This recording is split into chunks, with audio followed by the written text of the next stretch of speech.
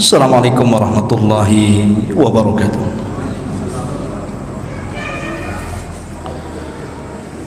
Alhamdulillah,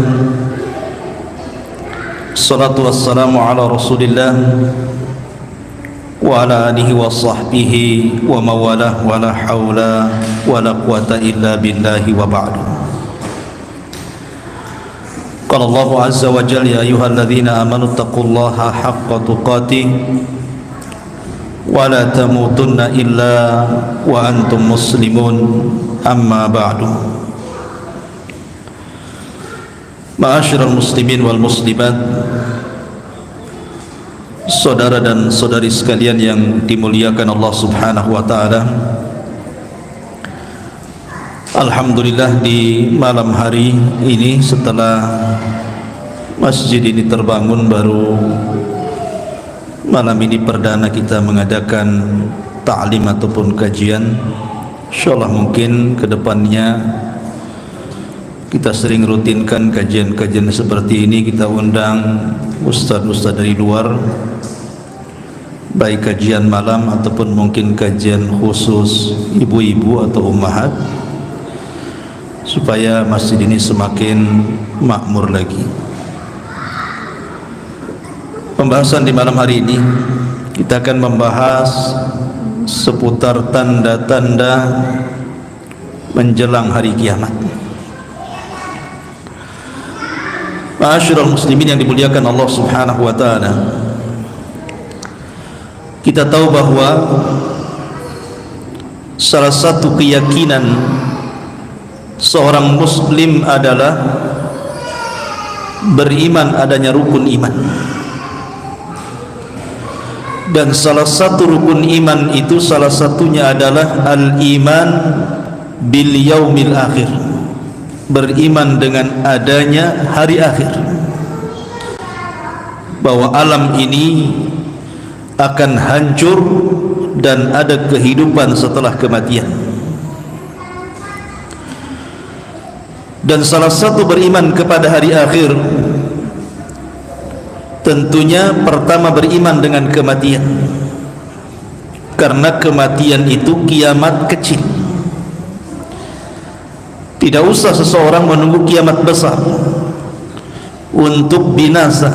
Dengan adanya kiamat kecil, kematian saja, seseorang sudah meninggalkan dunia. Makanya Nabi SAW bersabda, idza mata ahadukum qamat qiyamatuhu. Apabila meninggal salah seorang di antara kalian, berarti tegak kiamat kepadanya. Dari sini menunjukkan bahwa kematian itu adalah kiamat kecil dan akan menimpa siapapun. Apalagi di zaman sekarang, ya, di zaman corona ini, kadang yang sehat saja tahu-tahu meninggal. Bahkan tadinya sehat, habis divaksin 3 hari meninggal. Siapa yang tahu? Tetapi kematian itu sebuah kepastian, di mana siapapun pasti akan mengikuti antrian kematian. Tidak hari ini ya besok, tidak besok ya mungkin bulan depan, tahun depan, wallahu a'lam. Tapi kita harus imani. Ini yang pertama. Yang kedua, setelah kematian itu kan pasti ada kehidupan yang disebut dengan alam barzah. Alam barzah ini, atau dengan istilah lain alam kubur, itu akan melalui siapapun. Makanya kenapa Nabi SAW apabila ziarah kubur, selalunya Nabi SAW mengatakan di hadapan para sahabatnya bahwa salah satu hikmah daripada ziarah kubur itu adalah tudzakirukumul akhirah, mengingatkan kita tentang akhirat. Karena di dalam kuburan itu penentuan antara masuk surganya seseorang dan masuk nerakanya seseorang.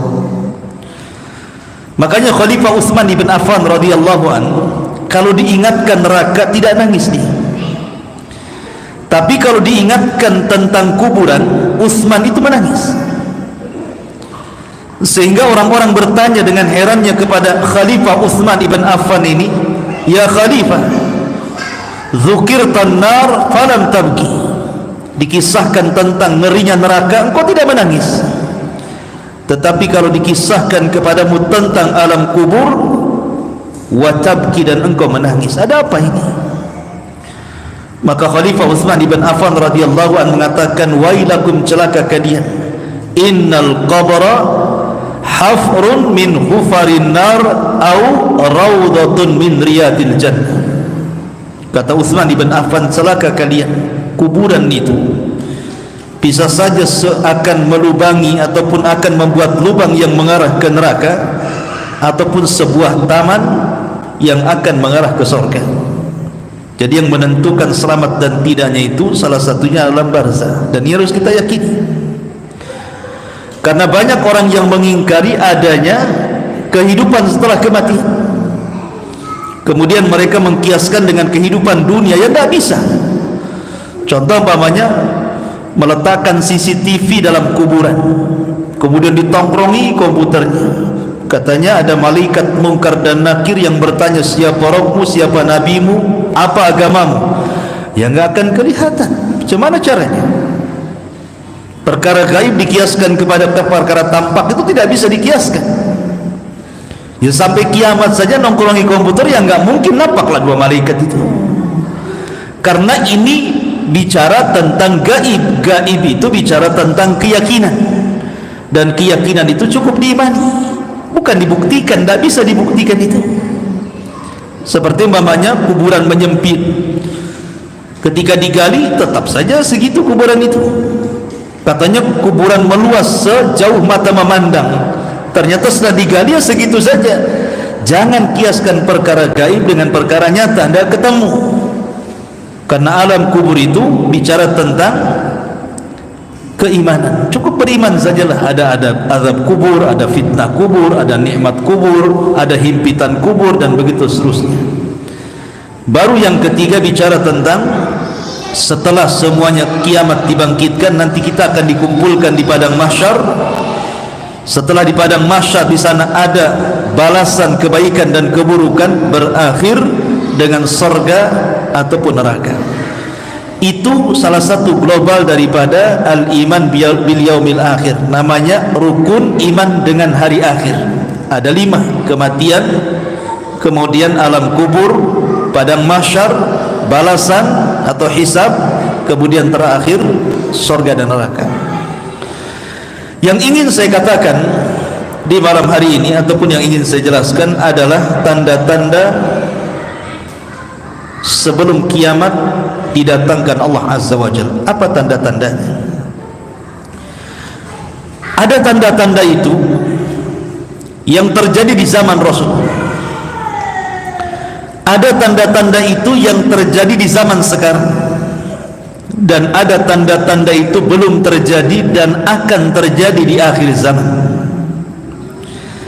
Kita mulai tanda-tanda yang terjadi di zaman sekarang saja. Kalau dari zaman Rasul terlalu banyak. Saya sebutkan 10 tanda-tanda. Jadi 14 abad yang silam, Rasul itu sudah memprediksi akan terjadi ini dan itu. Dan ingat, setiap ucapan Rasul itu wahyu. Tidak mungkin Rasul berdusta. Pasti menjadi sebuah kenyataan. Apa saja? Yang pertama, Nabi SAW bersabda dalam sebuah hadis. Kata Nabi SAW dari hadis Thauban, dan Thauban ini pembantu Rasul.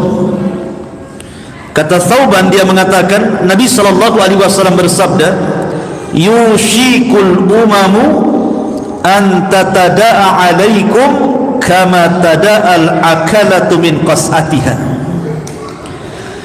Kata Nabi SAW, hampir-hampir umat-umat di luar Islam itu mengepung kalian umat Islam seperti kawanan-kawanan atau orang-orang yang sedang lapar mengepung satu piring yang ada makanannya. Coba bayangkan, banyak orang lapar, dihidangkan satu nampan makanan, tentu akan rebutan, kan gitu. Kata Nabi SAW, kalian akan dikepung seperti itu. Di akhir zaman kalian akan dikepung seperti itu oleh umat-umat di luar kalian, Sahabat heran, sehingga mereka bertanya kepada Nabi SAW, ya Rasulullah, amin qillatun nahnu yawma idzin. Rasul, apakah kami waktu itu sedikit sehingga musuh-musuh bisa mengepung kami semua?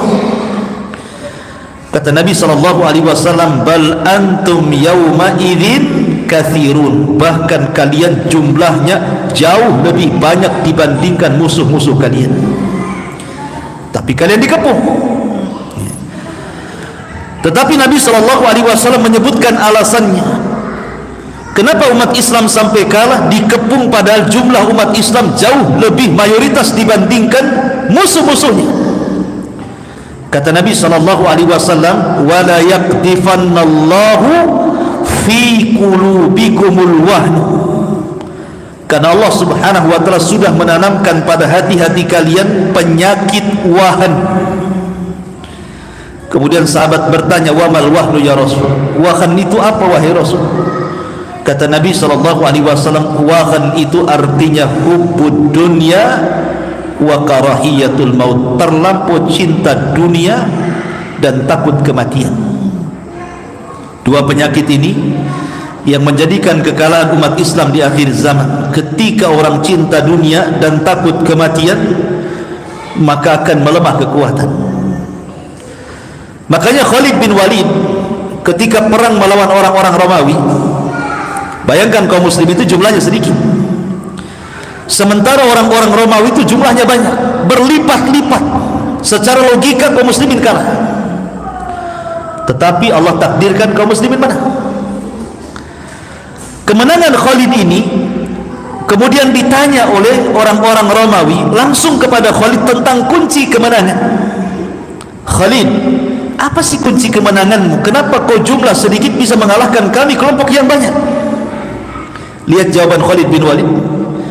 Kata Khalid bin Walid, yang mengatakan, li'annana nuhibbul mauta kama tuhibbul haya, karena kami cinta dengan kematian, tapi kalian cinta dengan kehidupan. Kalian cinta hidup, kami cinta mati. Maksudnya ingin mati syahid begitu. Karena salah satu penyebab lemahnya umat Islam ini, kalau sudah cinta dunia, takut mati. Dan dua perkara ini tidak mungkin dipisahkan. Orang kalau sudah cinta dunia pasti takut mati. Makanya kenapa Nabi SAW mengatakan, man ahabba liqa Allah ahabballahu liqa'ah. Siapa yang cinta berjumpa dengan Allah, Allah akan cinta berjumpa dengan dia. Wa man kariha liqa Allah karihallahu liqa'ah. Tapi siapa yang benci berjumpa dengan Allah, Allah benci berjumpa dengan dia. Sahabat heran, maksudnya apa ini? Siapa yang cinta dengan Allah, berjumpa dengan Allah, Allah cinta dengan dia. Siapa yang benci berjumpa dengan Allah, Allah pun benci dengan dia. Maksudnya begini, ikhwan. Orang kalau di dunia menanam sahamnya untuk kehidupan dunia, dihabiskan uangnya untuk membangun rumah, dihabiskan uangnya untuk berpoya-poya, membeli tanah, membeli kekayaan, sehingga tidak ada satupun harta yang disedekahkan. Ketika saat sakaratul maut, dia akan berat meninggalkan rumahnya, akan berat itu. Kenapa? Karena sahamnya ditaruh di dunia. Ketika dia hendak mati itu kepikiran tuh usahanya, rumahnya, bisnisnya, PT-nya, macam-macam itu. Sehingga orang ini akan benci dengan kematian dan tidak mau berjumpa dengan Allah. Tapi kalau seandainya hartanya diinvestasikan untuk akhirat, seperti orang yang membangun masjid, Allah akan bangunkan rumah di sorga. Orang yang kemudian bersedekah akan dibangunkan taman-taman di sorga, dan begitu seterusnya. Ketika dia meninggal dunia, maka dia sangat rindu berjumpa dengan Allah. Kenapa? Karena ingin cepat kembali ke rumah istananya di sorga itu.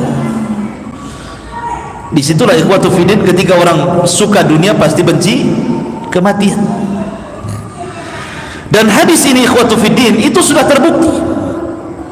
Sekarang siapa yang menguasai dunia? Orang-orang kafir kan?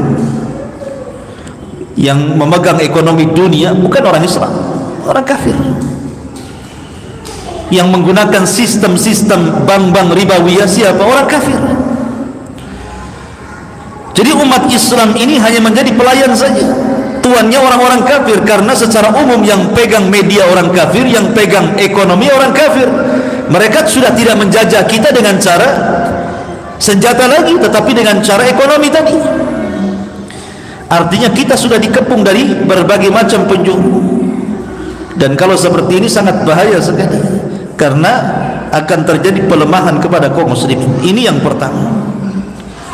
Yang kedua, Nabi SAW bersabda, sayati 'alan nasi sanawatun khadda'ah yusaddaqu fiha al-kadhib wa yukadzabu fiha as-sadiq wa yu'tamanu fiha al-kha'in wa yukhawwanu fiha al-amin wa yantiku fiha ar-ruwaybidatu qila wa ma ar-ruwaybidatu ya Rasulullah qala ar-rajulu tafi yatakallam fi amri al-ama.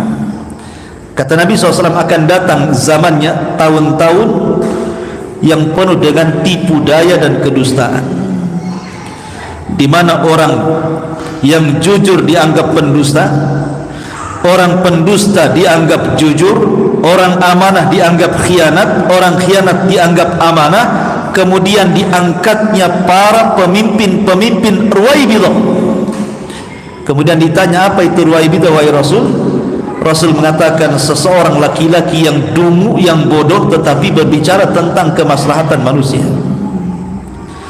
Perhatikan di zaman sekarang, di zaman sekarang, jangankan di zaman sekarang ya, di zaman Umar bin Khattab radhiyallahu anhu, kejujuran itu sudah hampir punah. Ingat ketika saya bercerita tentang seorang wanita penjual susu. Ketika ketika Umar bin Khattab radhiyallahu anhu tengah malam, mungkin bahasa kitanya belusukan lah ya. Karena Madinah itu ketika itu menjadi pusat orang mencari pekerjaan, sama dengan Jakarta lah gitu ya. Sebelum corona atau zaman dulu itu, dari daerah-daerah itu kan ingin cari mengadu nasib ke Jakarta, sehingga harus tidur di kolong-kolong jembatan, kadang tidur di masjid-masjid, di musola-musola, di pasar-pasar, kadang nggak jelas tidurnya di terminal gitu ya. Lah Umar juga sama. Madinah ini tempat rujukan manusia mencari pekerjaan. Tetapi oleh Umar bin Khattab radhiyallahu an itu dibuatkan camp-camp, dibuatkan tenda-tenda. Siapapun yang datang dari daerah-daerah yang hendak datang ke kota Madinah mencari pekerjaan, disediakan tempatnya, dibuat tenda-tenda. Kemudian juga dimasukkan, mungkin bahasa sekarang listrik, terkadang juga makanan-makanan. Jadi suatu ketika Umar ini malam-malam mencoba untuk melihat-lihat rakyatnya. Rupanya jam yang ditentukan bahwa lampu itu harus padam, ada pula satu tenda itu tidak padam, masih nyala gitu ya. Akhirnya kemudian oleh Umar didekati tenda yang masih nyala itu. Rupanya dalam tenda itu ada percakapan seorang ibu dengan seorang gadis. Kata ibu itu, nak, besok kan kita akan jualan air susu nih. Gimana kalau seandainya susu yang kita jual beli ini, biar banyak untungnya, campur saja dengan air, biar nampak banyak gitu kan. Memang kecurangan dalam berdagang itu dari dulu modusnya sama kan, mencampur yang baik dengan yang buruk kan. Cobalah antum beli buah-buahan, kecuali yang jujur ya penjualnya. Kalau yang enggak jujur itu paling kadang-kadang jeruknya yang manis di atas saja gitu ya, yang bawah itu tidak karu-karuan rasanya itu. Ataupun salak dibilang yang atas di salak pondok, yang di bawah mungkin salak bubuk kan gitu ya. Nggak jelas gitu ya. Jadi memang modus dari dulu curang dalam berdagang itu pasti mencampur yang baik dengan yang buruk. Makanya kemudian ibu ini mengatakan kepada anak gadisnya, kita campur saja susu dengan air biar banyak untungnya. Rupanya anak gadis ini anak gadis yang jujur, yang soleha. Dia menasihati ibunya dan mengatakan, bu, bukankah Amirul Mukminin Umar bin Khattab melarang tidak boleh curang dalam berdagang? Kata ibunya, nak, bukankah Amirul Mukminin Umar tidak tahu tentang pencampuran air susu dengan air kita? Kenapa mikirin Umar, katanya. Padahal Umar itu ada di samping tenda itu, ya. Tapi anak ini anak cerdas, sekali lagi anak yang saleh.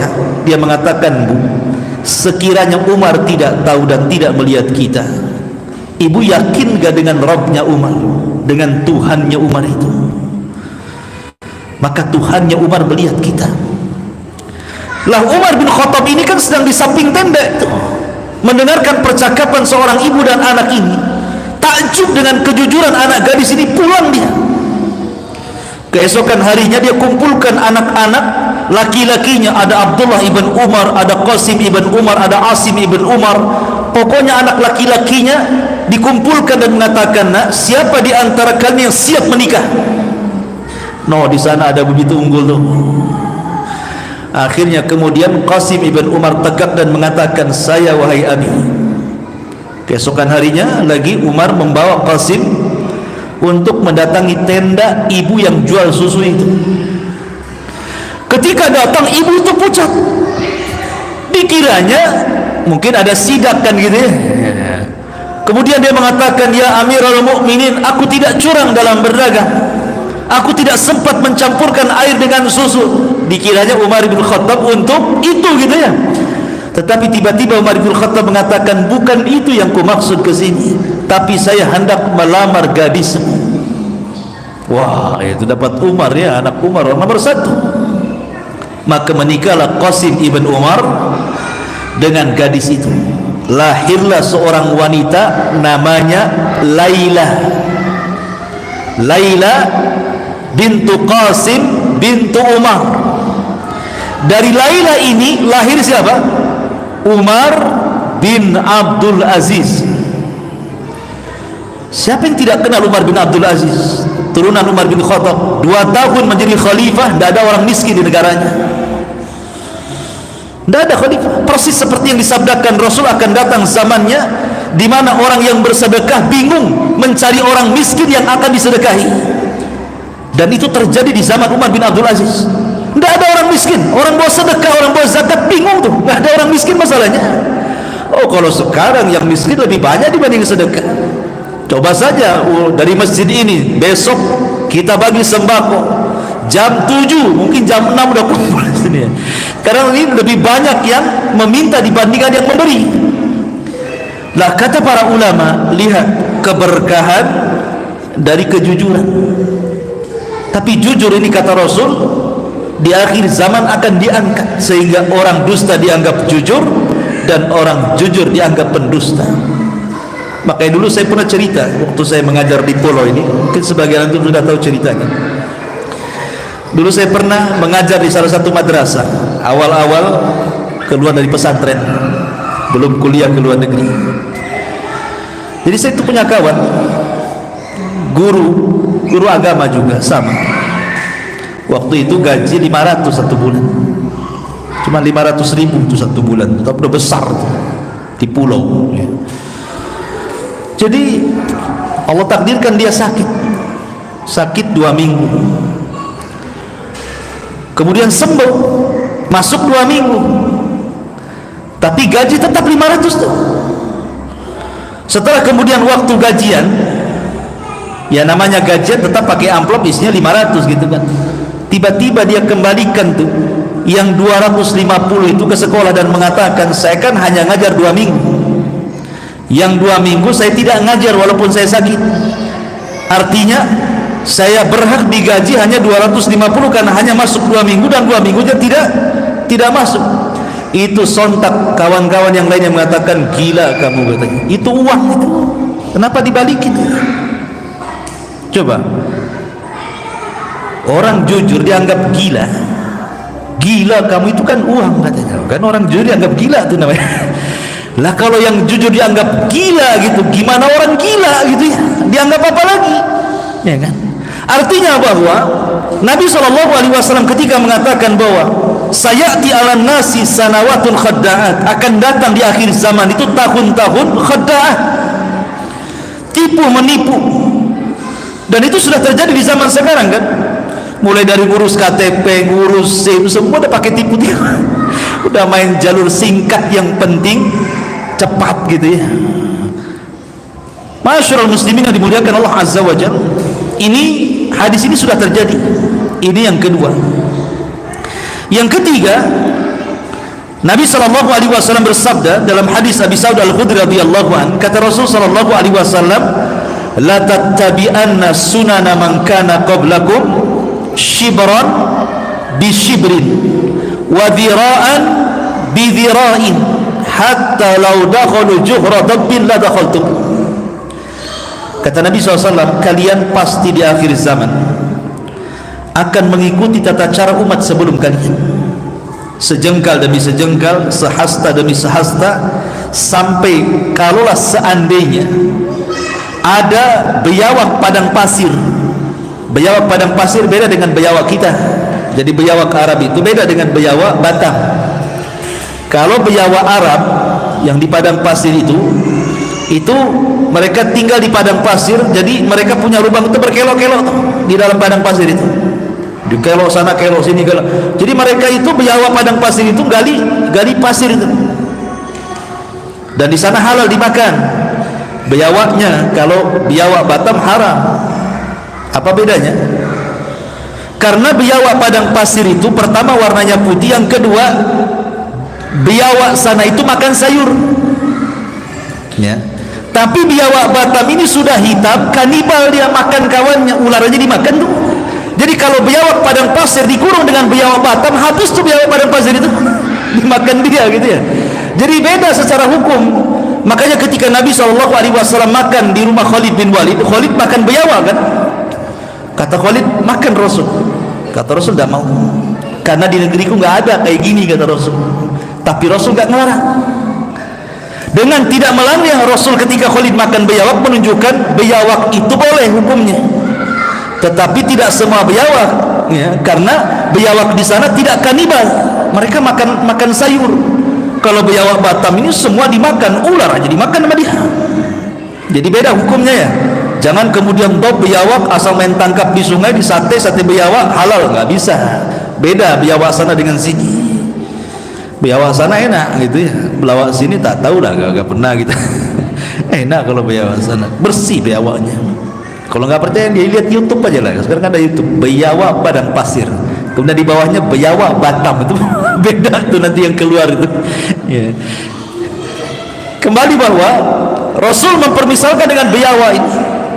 Kalau seandainya ada biawak di padang pasir masuk lubang dan berkelok-kelok itu, maka pasti kamu akan mengikuti di belakang biawak itu. Artinya sesulit apapun adat istiadat buruk orang-orang di luar dari Islam, orang Islam itu pasti akan mengikuti mereka. Pasti akan mengikuti mereka. Mulai dari penampilan, pakaian, gaya, macam-macam. Ketika Rasul ditanya, siapa yang dimaksud umat sebelum kalian wahai Rasul? Apakah mereka Yahudi atau Nasrani? Kata Rasul mengatakan, kalau bukan mereka siapa lagi? Artinya di akhir zaman kita ini sedikit demi sedikit akan mengikuti tata cara adat istiadat mereka. Coba lihat anak-anak sekarang. Saya pernah lihat anak-anak pang itu di jalan itu. Anak-anak pang dulu ya, waktu saya masih tinggal di Center Point. Itu karena Palmol itu kan tempat tidurnya anak-anak pang tuh. Sekarang udah nggak ada kan, udah dibangun ya. Jadi kalau pagi itu kadang-kadang mereka ngorek sampah itu cari makan gitu.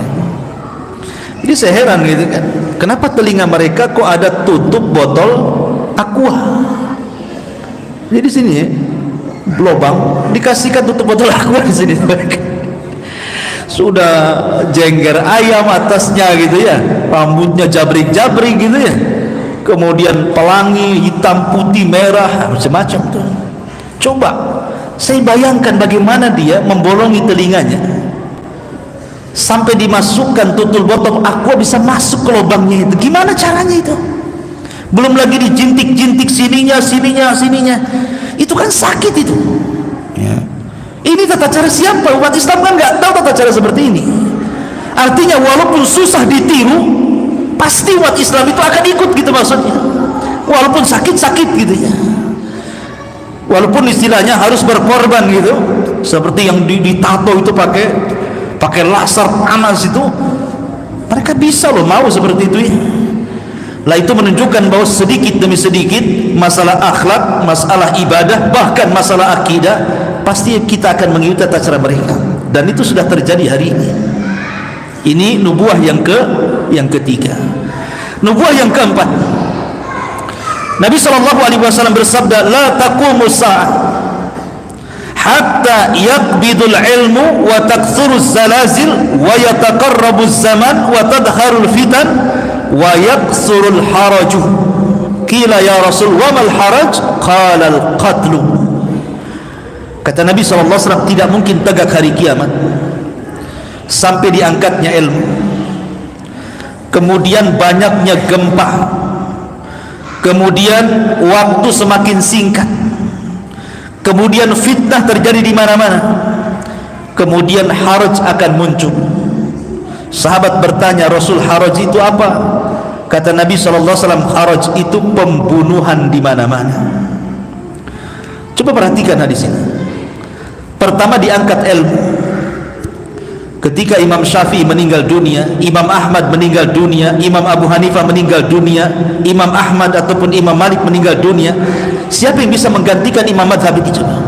Sampai hari ini tidak ada. Karena kalau presiden mati, besok nih wakilnya jadi presiden. Boleh jadi yang jadi presiden setelahnya lebih hebat dibandingkan sebelumnya.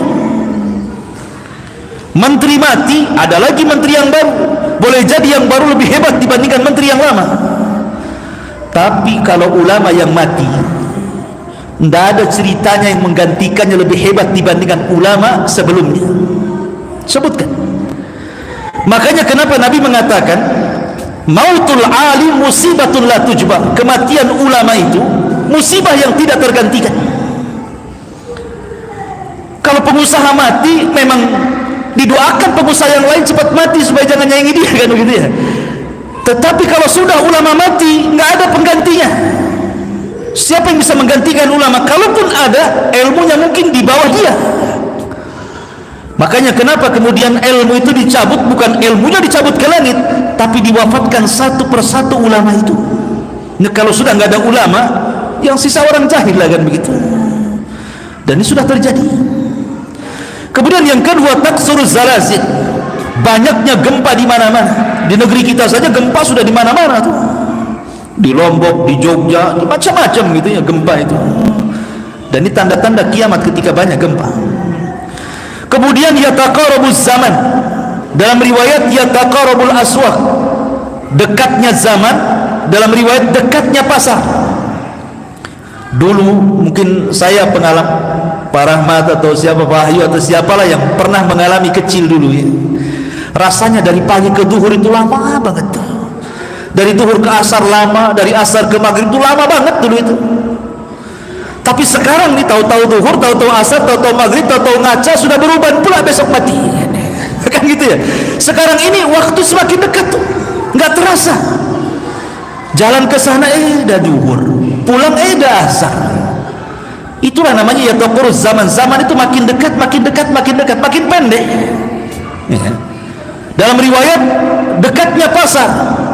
Kalau dulu di desa-desa ke pasar itu harus pakai angkot tuh, pakai beca, pakai dokar gitu ya, lama tuh berjam-jam baru sampai pasar. Sekarang nggak perlu ke pasar, handphone COD, cocok bayar Pak, cocok tak bayar. Sekarang dekat di rumah saja, yang jual di rumah, yang beli juga di rumah. Itu tanda-tanda kiamat ini namanya. Nggak perlu ke pasar lagi. Sekarang semua ada di aplikasi itu. Mau beli apa saja ada di sini. Dan itu namanya yataqarabul aswaq, berdekatannya pasar. Nggak perlu ke pasar. Sampai jual kangkung saja ada sekarang di handphone. Beli kangkung satu ikat, atau nyelonong di depan rumah. Artinya bahwa ini sudah terjadi. Kemudian kata Rasul, wa tadhharul fitan, banyaknya fitnah. Fitnah terlalu banyak. Kemudian haraj. Haraj itu artinya pembunuhan.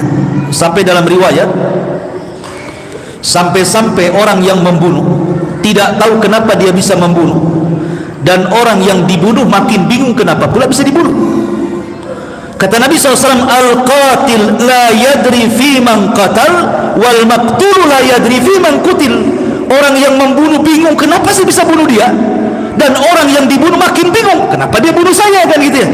Karena dalam Islam itu membunuh tidak sembarang. Dalam Islam itu kata Nabi SAW, la yahillu damu mri'im muslim illa bi'ihda salasin. Tidak halal darah seorang muslim kecuali 3 perkara.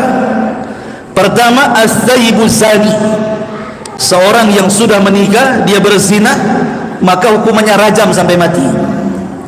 Yang kedua, an-nafsu bin nafsi, membunuh orang dibunuh dia, qisas. Yang ketiga, orang murtad. Kata Rasul, man baddala dina faqtul, orang yang keluar dari agama dalam Islam dibunuh. Jadi tidak sembarang orang mengeluarkan nyawa orang itu. Tapi hari ini coba, rebutan parkir bunuh-bunuhan, rebutan waris bunuh-bunuhan, rebutan istri bunuh-bunuhan. Semua rebut-rebutan mesti bunuh-bunuhan di zaman sekarang ini. Sampai saya ada kisah nih, ini seorang syekh yang bercerita. Jadi di Mesir dulu ada seorang anak muda namanya Mahmud. Orang Mesir, anak muda namanya Mahmud. Dia hijrah dari Mesir ke Saudi. Usianya 15 tahun, tetapi sudah terpengaruh dengan kehidupan bebas, suka mabuk, narkoba, macam-macam. Walaupun di Saudi ada juga yang seperti itu ya. Bukan berarti semuanya karena dekat Ka'bah baik semua, tidak juga. Tetapi kriminalisasi di sini, dikriminalisasi lebih sedikit dibandingkan di sini. Itu saja. Tapi setiap kriminal ada. Dan bagusnya di sana kalau maksiat tidak terang-terangan. Kalau kita kan terang-terangan kan, mabok di mana aja, di sana tidak berani terang-terangan, ditangkap, ada hukumannya. Jadi sembunyi-sembunyi. Jadi suatu ketika Mahmud ini, orang Mesir ini, suka pula dengan seorang gadis. Namanya usia 15 tahun, ketemu gadis kepujaan dia itu kan luar biasa gitu ya. Lain dengan orang yang sudah 40 pacaran, udah bicaranya kawin aja gitu ya.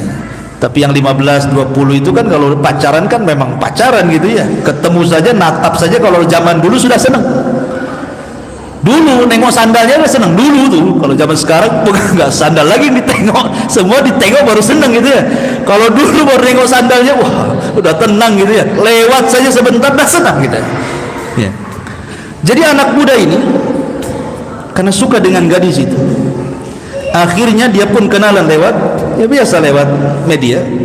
Akhirnya dekat-dekat jumpa.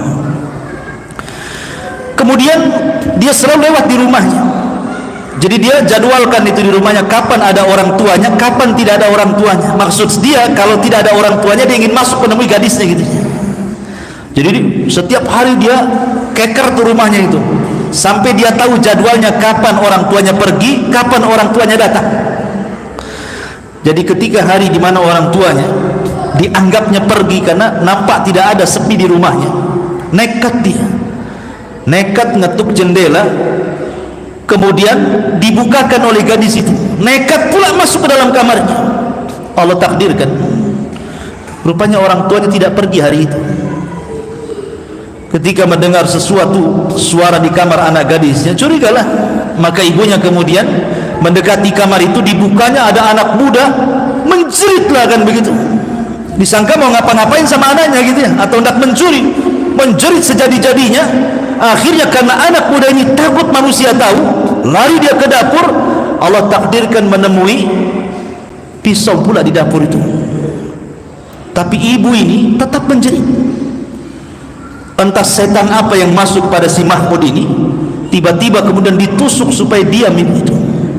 Tidak sadar darah keluar, akhirnya mati. Setelah mati, tentu anak gadis pacarnya dia melihat ibunya dibunuh, menjerit juga kan begitu ya. Kalap dia, makin kalap dia. Akhirnya ditusuk juga kekasihnya, mati juga kan gitu ya. Lihat, terkadang syaitan ikhwan. Terkadang orang itu kalau sudah berbuat seperti itu, ini yang berbuat sudah bukan orang lagi, dah setan tuh. Baru setelah orang datang gitu ya, duduk dia, nyesel dia, lihat muka pacarnya sudah meninggal, terbayang keluarganya dipermalukan, kemudian terbayang jeruji penjara bagaimana dia harus tinggal di situ, sampai kepada terbayang dia akan dikisos mati. Dalam satu kejap merubah seluruh kehidupannya tuh. Terkadang orang membunuh itu mudah saja tuh kan ya. Walaupun kisahnya Mahmud ini sebenarnya endingnya bagus gitu ya. Diceritakan oleh Syekh itu, jadi ketika dia masuk penjara, jadi dikasih 3 tahun. Semenjak di penjara itu kan dikasih 3 tahun dari hukuman dia, dan dia harus dikisos karena sudah membunuh orang. Dikisos, dia dibunuh. Kan di Saudi itu kan hukum Islam diterapkan di sana, bunuh dibunuh kan itu ya. Jadi kasih waktu 3 tahun ngeringkuk di penjara gitu. Selama 3 tahun itulah dia melihat ada mushaf di penjara. Kemudian dia pun tergerak untuk mengambil mushaf itu yang selama ini tidak pernah dipegang. Dia pun berdoa kepada Allah, ya Allah, lembutkan hatiku kepada mushaf Al-Quran yang selama ini aku tinggalkan. Maka sejak itulah dia habiskan untuk menghafal Quran di penjara, dan 1 tahun dia sudah hafal Quran. Kemudian dia habiskan puasa, dengan qiyamul lail, dengan berzikir dalam penjara itu, dalam penyesalannya itu, sampai pada waktunya ketika kisah sudah mau berlaku gitu kan, semua orang-orang penjara malah mengatakan, semoga surga menunggumu wahai anak muda. Demi Allah, kami semua di penjara tidak ada atau tidak pernah melihat bagaimana seorang anak muda yang ibadahnya seperti dirimu. Akhirnya dia hanya tersenyum, kemudian sampai di kisah. Endingnya bagus gitu. Bukan itu yang ingin ceritakan, tetapi bagaimana anak muda ini membunuh dengan cara sadis tadi. Padahal niatnya nggak ada niat bunuh kan gitu ya. Niatnya ini ingin ke rumah pacarnya, tahu-tahu ketahuan, tahu-tahu bunuh gitu ya. Itulah yang disebutkan oleh Nabi SAW, al-qatil la yadri fi man qatal wal maqtulu ya la yadri fi man qutil. Orang yang membunuh bingung kenapa dia bisa membunuh, dan orang yang dibunuh makin bingung kenapa dia pula bunuh saya kan begitu ya. Dan itu di akhir zaman seperti itu.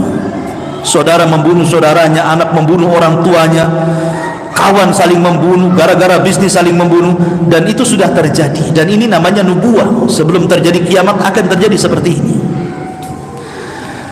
Ya sudah azan ikhwan, insyaallah kita lanjutkan di minggu depan. Insyaallah kajian ini kita buat setiap malam Sabtu.